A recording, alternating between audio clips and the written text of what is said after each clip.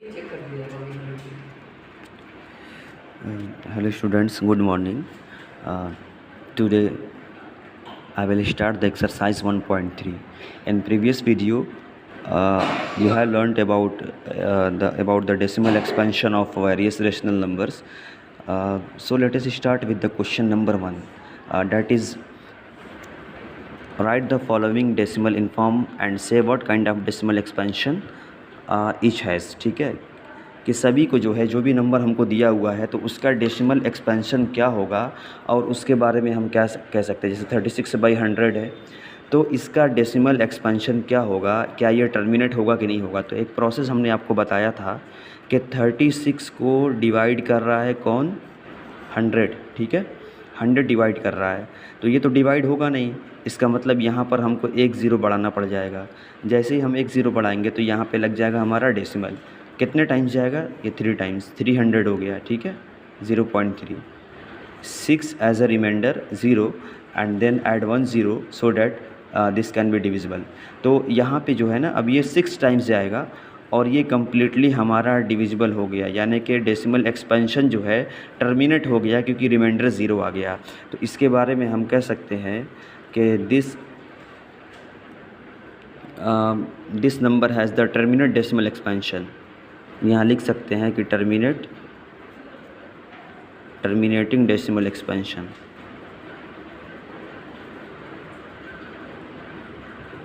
ठीक है, इसी तरीके से एक और क्वेश्चन लेते हैं। यहाँ पे क्वेश्चन नंबर 3 लेते हैं। क्वेश्चन नंबर 3 हमारा ये है कि 4 होल 1/8।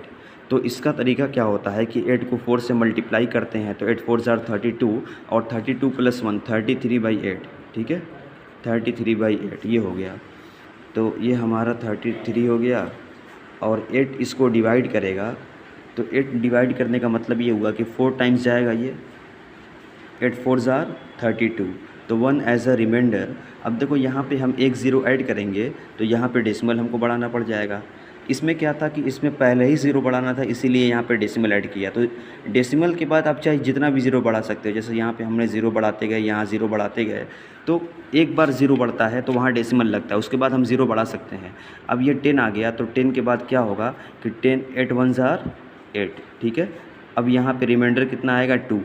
फिर इसमें क्या करेंगे, इसमें हम ज़ीरो बढ़ा देंगे और ये कितने टाइम जाएगा, 8 2 ज़ार 16 और यहाँ पे रिमाइंडर कितना हो जाएगा 4 और इसके बाद यहाँ पे ये 5 टाइम से जाएगा। ठीक है, 5 टाइम्स जाने का मतलब ये रिमाइंडर 0। तो हम इसके बारे में कह सकते हैं कि this is equal to 4.125 terminating decimal expansion है ना, ये भी टर्मिनेटिंग है। एक एग्जांपल और लेते हैं 2/11 वाला या 3/13 वाला। 3/13 तो सेम यही प्रोसेस है। इसको हम क्या करेंगे कि 3 को डिवाइड कौन कर रहा है, 13। ठीक है, 13 डिवाइड कर रहा है कितने, सबसे पहले ज़ीरो बढ़ाएंगे। जैसे ही हमने ज़ीरो बढ़ाया तो यहाँ तो 0 पॉइंट लग गया तो 3 2 ज़ार कितना हो जाएगा, 3 2 ज़ार 26। तो 4 एज अ रिमाइंडर एक ज़ीरो और ऐड कर देंगे यहाँ से और ये हमारा 3 टाइम जाएगा। 13 × 3 कितना होता है, 39। फिर यहाँ पे आ जाएगा 1। ठीक है, फिर एक ज़ीरो और बढ़ाएंगे यहाँ पे और एक ज़ीरो से काम नहीं चलने वाला है तो एक ज़ीरो और बढ़ा लेंगे। तो यहाँ पर क्या होगा फिर कि 13 कितना टाइम जाएगा, 13 × 7। ठीक है, 91 ये हो गया। और फिर यहाँ पे सॉरी यहाँ पे हाँ 1 रहेगा और फिर यहाँ पे जो है 13 1 ज़ार 13, यानी कि हमको बेसिकली क्या करना है ना कि हमको बेसिकली जो है बस ये डिवाइड करते जाना है। तो हम क्या देख रहे हैं कि ये टर्मिनेट नहीं हो रहा है या हो सकता है आगे जाकर टर्मिनेट हो जाए, तो इसी प्रोसेस को बार बार करना है। अगर रिमाइंडर 0 आ जा रहा है तो मतलब टर्मिनेटिंग है। अगर रिमाइंडर 0 नहीं आ रहा है यानी कि ये नंबर अगर हमको दोबारा कहीं दिख गया, यहाँ पे 3 है ना, 3 कहीं दिख गया रिमाइंडर, तो इसका मतलब ये रिपीट बार बार ये जो डिजिट है बार बार रिपीट करेगा।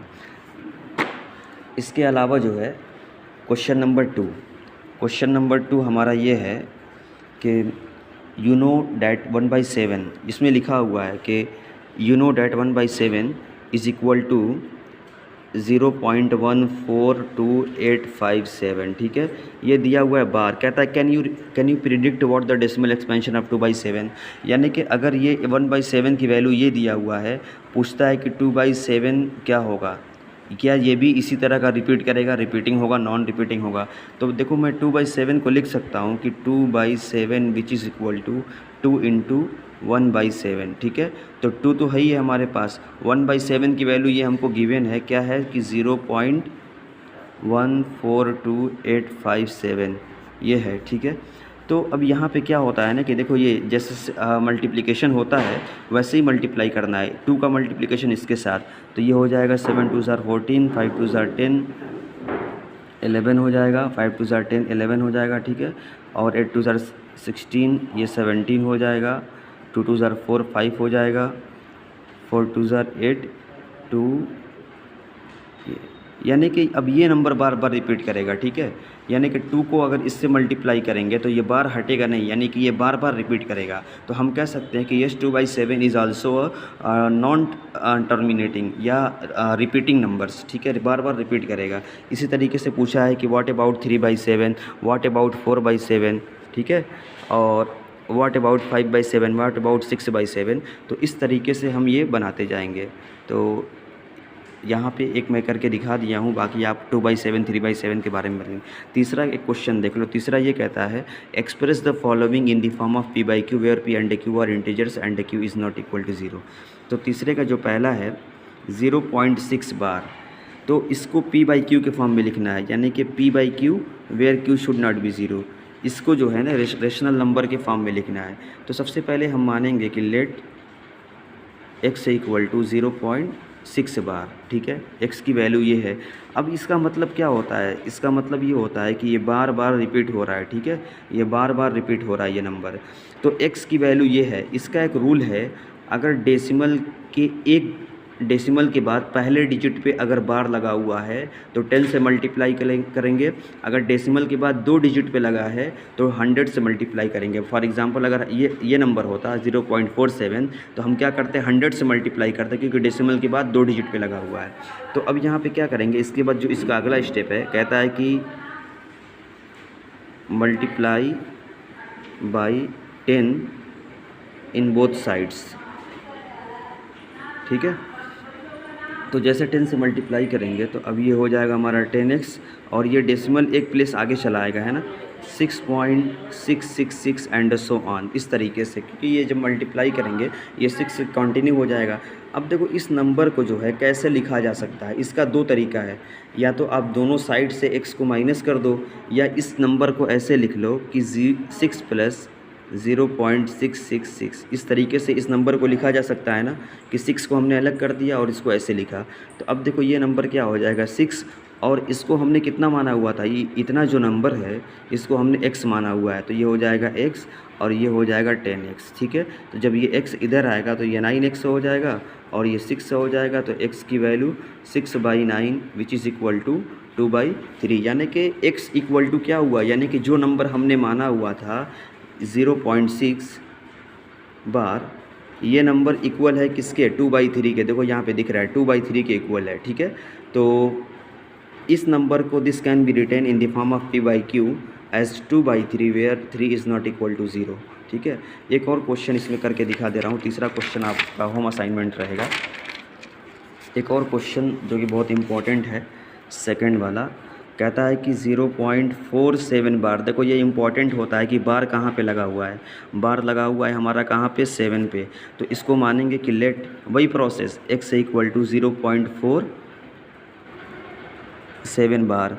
अब इसका मतलब ये हुआ कि 0.47777 एंड सो ऑन, बार किस पे लगा हुआ है, 7 पे, तो 7 बार बार रिपीट होगा, ठीक है, x।